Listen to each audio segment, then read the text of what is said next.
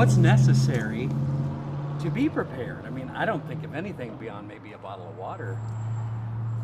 And a lot of people don't, and that's the problem. You know, the water, the food, basically enough to last you and your family, you know, whoever you're responsible for, whether it's, you know, extended family living in the area or whatever that you've taken responsibility for, or if you're by yourself. If you have enough food, water, the very basic essentials to take care of yourself and those that you're responsible for 3 days, the idea is that allows the public safety agencies, public safety responders to get out into the field and take care of those people who are not able to take care of themselves for whatever reason. 72-hour kit, 3-day kit.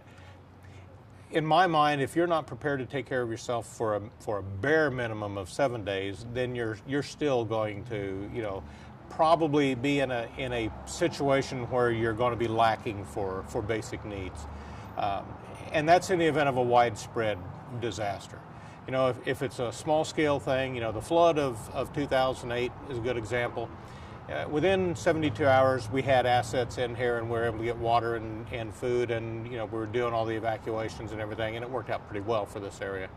If it had been, let's say, an event of an earthquake on either the Wabash Valley Fault or the New Madrid Fault, something like that, where it's very widespread, realize that it's going to take a long time to get real good saturation of public safety assistance into the area.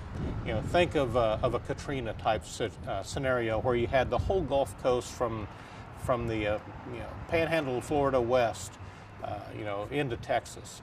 That's a huge area. You know, I think the administration at that time got a pretty bad rap because they weren't prepared. Well, nobody could be prepared for that unless the people prepare themselves. Of course, the food and the basic necessities.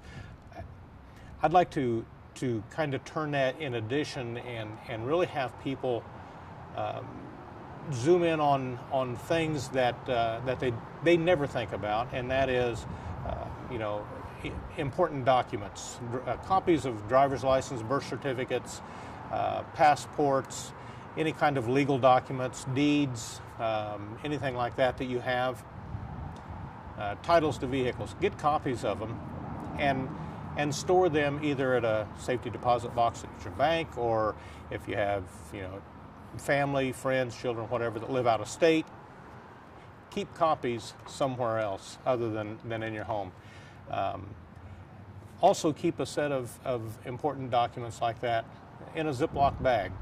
You know, flood's a good example. If you had got flooded out of your home, grab that Ziploc bag, all your important documents in it, you're able to take it and go. What about keys?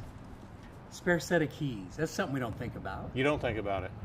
You know, how many times you walked out of the house just in a hurry to go somewhere and left your keys at home? Good point. Yeah. Yeah, throw a couple, you know, extra key to the house, safe deposit box we talked about, you know, things like that. I think in this area, I think we're better prepared than most. I think if you look at that, 6 out of 10 people that don't even know what a kit is, or definitely don't have one, I would say that ratio is significantly different in this area.